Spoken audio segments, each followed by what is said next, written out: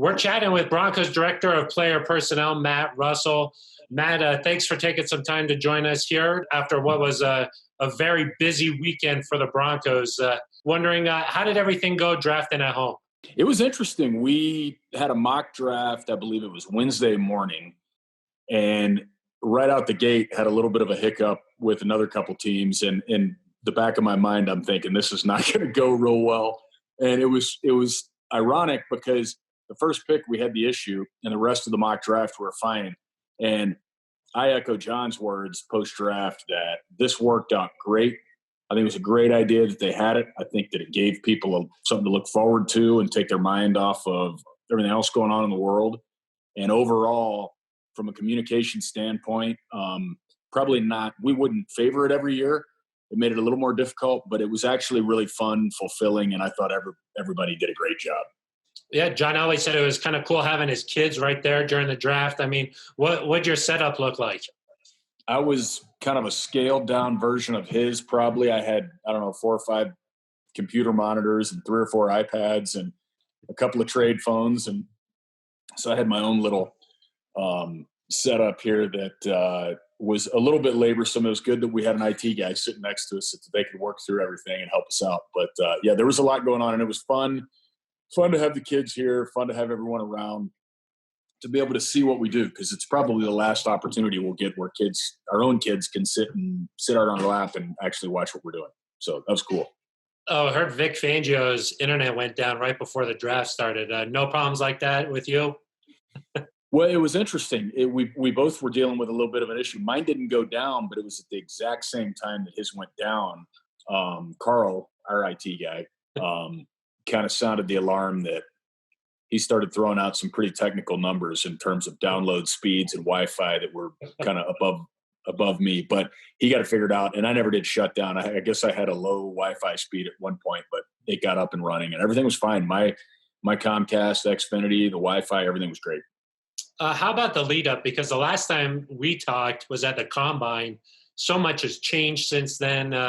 How did you feel like not having these in-person meetings went? And did you feel like you had to rely more on some of your area scouts? Well, we always rely on the area scouts. I mean, to be honest, the information that they get, every team's different. I probably place most of my conviction in what they say and comes from the school. I believe in kind of third-party information, and that I think you could sit down for 18 minutes and put on a pretty good show. So, the losing some of the time, maybe the top 30 when you get a full day with these guys, hurt us a little bit. But again, we get started so early in our preparation. We felt like we were in good shape when the sort of the pandemic hit. We were kind of prepared to go ahead and move quickly. And again, we use the information from the scouts and base a lot of our decisions on what they bring to us. And so it was a bit of a bummer to not get to spend time with these guys like we do, but it's a level playing field. Everyone was dealing with the same challenges, and you do the best that you can. And to be quite honest, I think that we came out of this thing just fine. I didn't feel like we sacrificed a whole lot under the circumstances. We heard that Fangio was able to be in like 40 to 50% more draft meetings this year than he was last year. Did that help find some guys that fit this scheme a little bit better? Yeah, I mean, it's been awesome having Vic in there. I mean, Vic brings such a wealth of knowledge from the coaching side. It's funny, in the NFL, when you're talking about players, coaches evaluate a certain way, personnel evaluate a certain way. Maybe they're looking at the X's and O's some more. We're looking at different things like movement. But when everyone's on the same page, which we all are, I think we've got a really great group.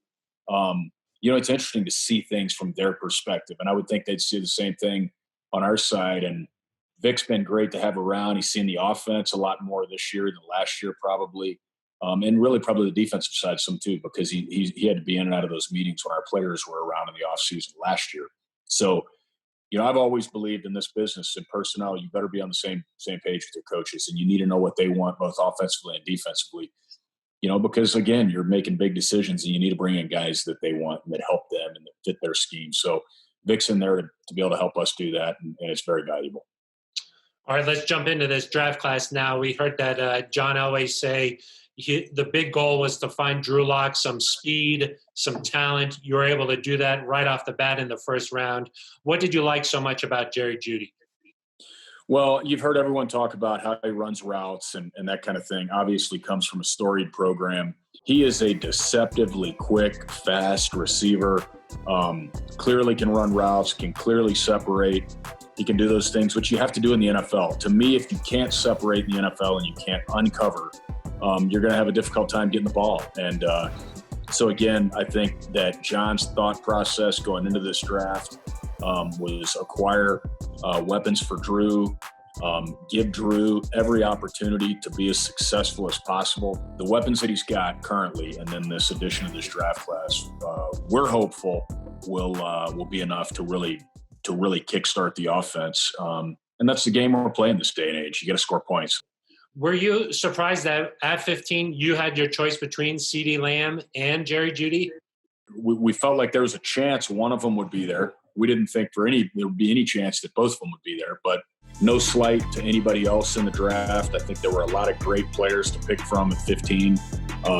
But for us, it was kind of a slam dunk. And I think, John knew way ahead of time that if under any circumstances something like that happened, he knew who the guy was, and that was Jerry Jeudy. Did you guys talk with Judy at the Combine? We did. We visited with him. He came in the room. He was one of the 45. And again, his impression upon us was great. With all these guys we took, the expectation is these guys are all going to come in and be mature, dependable, and grown up enough to come in and compete and help us. Last one here on Judy. Just with this being one of the deepest wide receiver classes of all time, did you guys hesitate at all taking a wide receiver in the first round? No. We kicked around 1,000 different scenarios and we talked a lot of different things through. John's mindset was he was very convicted and wanting to go after a receiver, go after a couple, acquire as many weapons as we could around Drew. So it took us right to Judy, and it was a really pretty easy decision, I think, for him.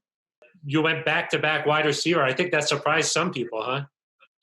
Yeah, I mean, you don't see that too often. When you look at the situation that we're in, you look at the state of the game today in 2020, maybe as opposed to 20 years ago. Those slot-type guys are valuable. KJ can blow the lid off. We never got the time, but they give you high 4.2s to school. I'd say on a bad day, that guy's 4.32 or 4.33. So it provides us with an incredible amount of speed, burst, special teams value, and a guy that can play in the slot and give defenses headaches. We heard that story about you guys watching Hamler take a return against Michigan. Can you tell that to us? Yeah. Well, so the funny thing is Vic is a defensive guy, but Vic was a big driver behind Hamler, and Vic loved Hamler. Obviously you can't time a 40 off a tape, so there was a play where he takes it all the way to the house. So they timed it when he crossed like the 15 all the way to the opposite 45 and got a 40 out of that. And I think it was 3.93 is I think what Vic told us. So. Yeah. That got you excited, huh? Well, yeah, exactly. Yeah, we're going, all right, we'll take a 3.93 guy, Vic. Perfect. At that point, though, there was still a lot of talent on the board. I mean, I think Denzel Mims was another wide receiver that was out there, some of those cornerbacks. But you were pretty confident in going with Hamler, huh? The draft is like a big jigsaw puzzle, and it's a matter of you target guys, you target guys you like, you target guys you think are good fits. If you don't get them where you targeted them because somebody took them sooner, then you kind of got plan B. There were a lot of receivers. But if you hang out and you get too cute, you get into some of the mid rounds and then all of a sudden there's not a lot of receivers. And looking at the amount of corners and different guys and where guys were on our board, that it made sense to take them there and go after some of these other positions in some of the later rounds. You ended up going with Michael Ojemudia in the third round there. A big corner, good tackler. What did you like about him? Yeah, you touched on the tackling, and that's big. It's obviously big for every defense, but with those secondary guys, that's something that's very big for Vic. Vic wants sure tacklers. He doesn't want guys breaking one tackler and then going to the house.